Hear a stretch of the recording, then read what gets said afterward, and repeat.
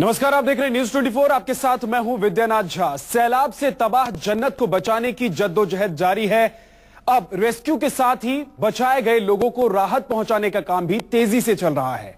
आज न्यूज 24 आपको दिखाएगा कि कैसे जन्नत को बचाने के मिशन में जुटी है वायुसेना। दिल्ली से कश्मीर तक वायुसेना के जांबाज जवान कैसे रेस्क्यू ऑपरेशन को अंजाम तक पहुंचाने में जुटे हुए हैं, आपको दिखाते हैं न्यूज 24 पर एक्सक्लूसिव रिपोर्ट।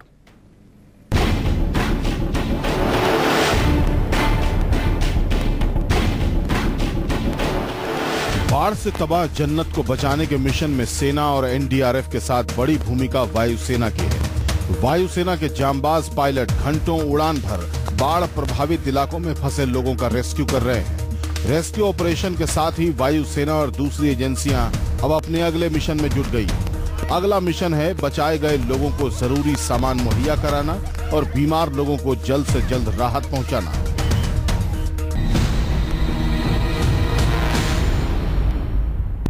जमीन से 34,000 फीट की ऊंचाई पर हम इस वक्त मौजूद हैं N-32 वायुसेना के विशेष विमान पर, जिसके जरिए हम कश्मीर जा रहे हैं, श्रीनगर जा रहे हैं और साथ में राहत की सामग्री लेकर जो एनडीआरएफ की टीम है, एनडीआरएफ की टीम के साथ है। आप देखिए एनडीआरएफ के जवान भी वहां पर मौजूद हैं और वो वहां पर जा रहे हैं श्रीनगर में राहत सामग्री लेकर। पहले बार कहीं ना कहीं था कि पहला भी होगा, लड़ाई करेंगे, बॉर्डर पे पाकिस्तान से गोलीबारी करेंगे, लेकिन पहला जो टास्क है वो इस तरह से बाढ़ पीड़ितों को बचाने के लिए निकल रहे हो। सर, हम लोगों का पहले था लड़ाई करना, अब हम लोग का टास्क बदल गया है कि हम लोग जा रहे हैं किसी को बचाना है। जो फंसे होंगे उनको बचाना है, उनको राहत सामग्री हम लोग ले जा रहे हैं, उसको देना है। कितना बड़ा टास्क है ये?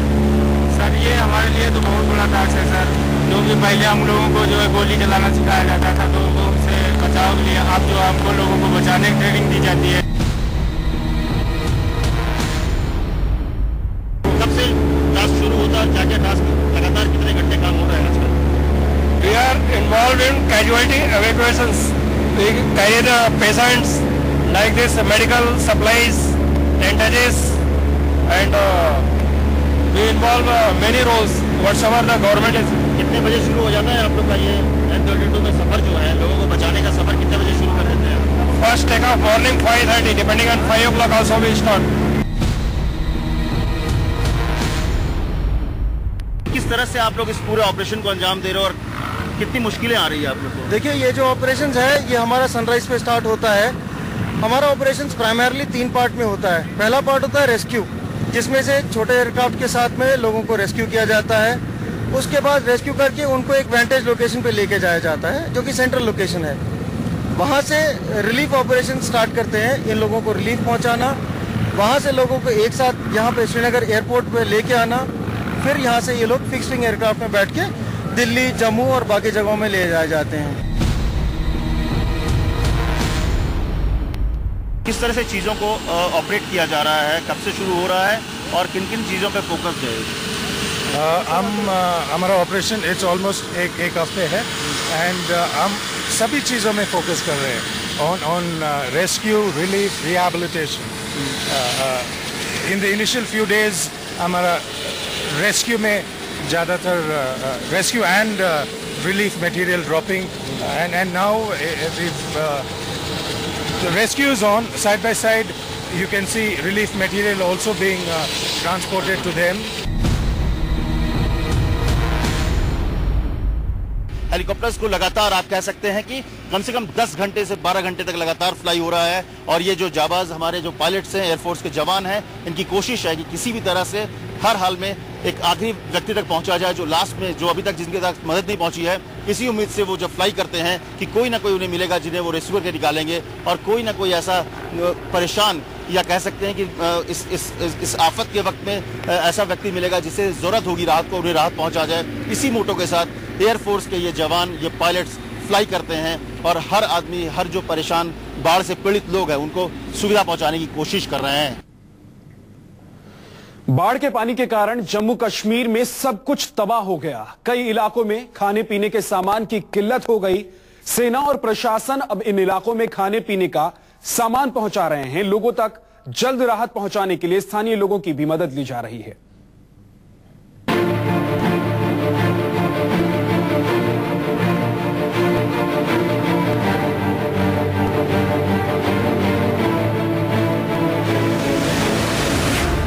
तबाही का सैलाब अपने साथ सब कुछ बहा ले गया। अब हर तरफ पानी है। कुछ इलाकों से पानी उतरा तो है, लेकिन यहां भी कुछ बचा नहीं। जम्मू कश्मीर में बाढ़ का कहर ऐसा रहा कि लोग अपना सब कुछ गंवा चुके हैं। बस सेना की मदद से जान बची है। आफत में फंसे लोगों की जान बचाने के बाद अब सेना और प्रशासन का अगला मिशन लोगों तक राहत का सामान जल्द से जल्द पहुंचाना है। पूरे जम्मू कश्मीर में खाने पीने की चीजों की किल्लत हो गई है। कई इलाकों में लोग हफ्तों से भूखे हैं। ऐसे में बचाव के काम में जुटी एजेंसियां तेजी से लोगों तक खाने पीने का सामान पहुंचा रही हैं। यहाँ हम अभी बडगाम इलाके में मौजूद है। हमारे साथ डिप्टी कमिश्नर और एसएसपी बडगाम है। सीधा इन्हीं से पूछते हैं। एक गोदाम में है, यहाँ से रिलीफ काफी ज्यादा यहाँ पे जमा है। डीसी साहब, कितने लोग प्रभावित हैं और ये रिलीफ जो आप यहाँ पे जमा कर रहे हैं, क्योंकि अब सरकार के सामने चुनौती है लोगों तक, जो प्रभावित लोग हैं उन तक रिलीफ पहुंचा रही है। यहाँ पे हमने बेस कैंप खड़ा करा हुआ है। यहाँ पे एयरपोर्ट भी नजदीक है और जो भी सप्लाईज आती हैं, ये स्टोर जहाँ पे आप खड़े हैं यहीं पे डंप होती है और यहाँ के ऑनवर्ड्स फिर जो जो अफेक्टेड एरियाज हैं उनको यहाँ से हम सप्लाईज करते हैं। पीड़ितों तक भोजन के पैकेट, पका हुआ भोजन और बोतल बंद पानी पहुंचाया जा रहा है। अब तक बाढ़ प्रभावित इलाकों में 2,24,000 लीटर पानी, 31,500 खाद्य पैकेट और 375 टन से अधिक पके पकाए भोजन गिराए जा चुके हैं। बडगाम जैसे इलाकों में हालात सुधरने के साथ ही राहत सामग्री बांटने का काम तेज हुआ है। लोगों तक जल्दी सामान पहुंचाने के साथ अब प्रशासन ने स्थानीय लोगों की टीम बनानी शुरू कर दी है। शहर के मुख्तलिफ हिस्सों से जहाँ तक पानी पहुंचा था वहाँ से उनको हमने शहर के मुख्तलिफ हिस्सों में इम्प्लाई किया। और दूसरा बड़ा चैलेंज है कि जो रिलीफ मटेरियल आ रहा है उसको वहाँ से कलेक्ट करके, जैसे आप देखते हैं कि यहाँ भी हम लाते हैं, लेकिन बड़ा हिस्सा एयरपोर्ट से डायरेक्ट श्रीनगर के उन हिस्सों में जा रहा है जहां तक पानी रिसीड होकर पहुंच चुका है। हमने यहां बडगाम से और जो बाहर पुलिस बाकी थी, जम्मू से भी बहुत सारी पुलिस आ गई है और उन्होंने अब शहर में जो जितने भी हमारे थाने ज़ेरे आब आए थे उनको फंक्शन बनाया है और हर जगह पे जो है वो काम चल रहा है। जिन इलाकों में अब भी सड़क के रास्ते पहुंचना संभव नहीं है, वहां हवाई जहाज से खाने के पैकेट्स गिराए जा रहे हैं। 84 हेलीकॉप्टर और कई ट्रांसपोर्ट एयरक्राफ्ट जम्मू कश्मीर में लोगों को राहत पहुंचाने के अभियान में जुटे हैं। पिछले 3 दिनों से जितना माल वहां से बाहर आ रहा है तो यहाँ डंप हो रहा है। जो यहाँ से सप्लाई बाहर जो नीडी पीपल है उनको जा रहा है, जिसमें टेंट आपने देखा, पानी है, जो फूड मटेरियल से फूड पैक्स आ रहे हैं वो सब हम जहाँ नीडी पीपल है जहाँ उनके लिए हम गाड़ियाँ यहाँ पे रख रहे हैं तो उनको भेज रहे हैं। कुछ लोग वहीं से वॉलंटियर्स भी आते हैं, उनको भी हम यहाँ से सप्लाई करते हैं। उनको बजाते थ्रू कमेटी वहाँ उनको जाता है जो वहाँ नीडी पीपल तक पहुँचाते हैं। सेना और प्रशासन अब अपने अगले मिशन पर जुटे हुए हैं। हर शख्स तक खाने पीने का सामान पहुंचाने की जद्दोजहद जारी है। उम्मीद है जल्द ही सभी लोगों तक मदद पहुंचेगी। जिस प्रकार से लोगों में गुस्सा था कि सरकार हर जगह नहीं पहुंच पा रही है, उसके बाद अब यहाँ पे एक महत्वपूर्ण ये फैसला कि कम्युनिटीज बनाई गई है जो इलाके प्रभावित है, वहां के कुछ लोगों को जमा करके उन्हें जिम्मेदारी दी गई है अपने इलाके में रिलीफ पहुंचाना और उन कम्युनिटीज के हवाले ये रिलीफ किया जा रहा है ताकि जो प्रभावित लोग हैं उन तक ये रिलीफ प्रॉपरली पहुंच पाए। कश्मीर में जैसे जैसे पानी उतर रहा है, अस्पतालों में मरीजों की भीड़ भी बढ़ती जा रही है। चुनिंदा अस्पताल ही ऐसे हैं जहां इलाज हो रहे हैं। डॉक्टरों पर वर्कलोड बहुत ज्यादा हो गया है, इसलिए डॉक्टर भी दिन रात काम कर रहे हैं। बावजूद इसके कुछ लोगों को शिकायत है कि उन्हें सही इलाज नहीं मिल पा रहा है। तबाही के सैलाब के 12 दिन बाद आसमान से धरती के जन्नत की सूरत कुछ यूं दिखती है। पानी कम हुआ है लेकिन पूरी तरह उतरा नहीं है। बारिश बंद है, कुछ राहत है, लेकिन लोगों की मुश्किलें पूरी तरह खत्म नहीं हुई। पानी उतर रहा है तो अपने पीछे तबाही के निशान छोड़कर जा रहा है। पानी उतरने के साथ ही सबसे बड़ा संकट बीमारी का है। कई इलाकों में महामारी की आशंका सताने लगी है। आशियानों के साथ अस्पताल भी जलमग्न है। चुनिंदा जगहें ऐसी भी हैं जहां पानी नहीं पहुंचा, जहां कम तबाही हुई। ऐसी ही जगह है बडगाम का यह अस्पताल।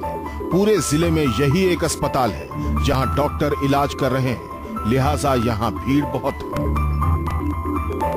इस जिले के 8 हॉस्पिटल जो है वहां पे सैलाब आया है वो पानी से भरे हुए हैं। इसके चलते जो पेशेंट्स हैं उन्हें लगातार इस हॉस्पिटल में शिफ्ट किया जा रहा है। ये आप देख सकते हैं एक छोटा सा वार्ड है और इसमें कितने ज्यादा पेशेंट मौजूद है, क्योंकि जगह की कमी हो रही है। अब लगातार पेशेंट्स को जो है वो यहाँ पहुंचाया जा रहा है। इस जिले के जो इमाम हुसैन हॉस्पिटल है, मुबारक हॉस्पिटल है, क्लासिक हॉस्पिटल है, अहमद हॉस्पिटल है, डिस्ट्रिक्ट हॉस्पिटल जो मागाम का है, वो सारे प्रभावित है। वहां पे फ्लड है। इस वजह से अब पेशेंट्स का जो रश है वो इस हॉस्पिटल में हो गया है। पूरे बडगाम और आसपास के इलाकों से मरीज अस्पताल पहुंच रहे हैं। संकट की इस घड़ी में डॉक्टर भी अपना फर्ज बखूबी निभा रहे हैं। अस्पताल आने वाले हर मरीज को इलाज मुहैया कराने की कोशिश हो रही है, लेकिन सुविधाएं सीमित हैं। बाहर से भी डॉक्टरों की टीम बुलाई गई है।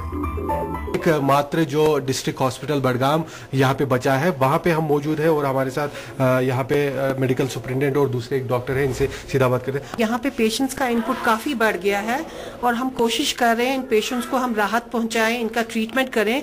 इसके लिए मेरे अपने डॉक्टर्स जो हैं और बाहर से भी डॉक्टर आए हैं। अभी तो मेरे अपने डॉक्टर्स ही मुझे काफ़ी वो सपोर्ट कर रहे हैं।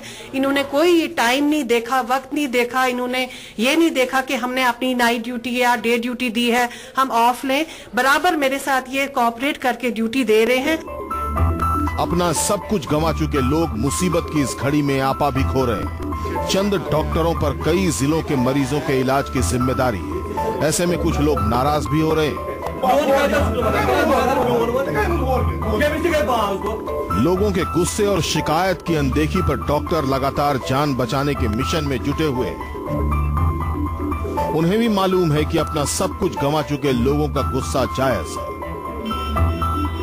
इशू एक ही है कि पेशेंट हमारे ठीक होने चाहिए। हमारे सब डॉक्टर साहिबान लास्ट सैटरडे से सब इधर ही हैं। Nobody has gone home. लोग तबाही हाल से बर्बाद हुए हैं।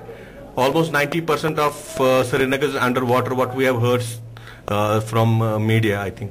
सो obviously that is there psychological element है।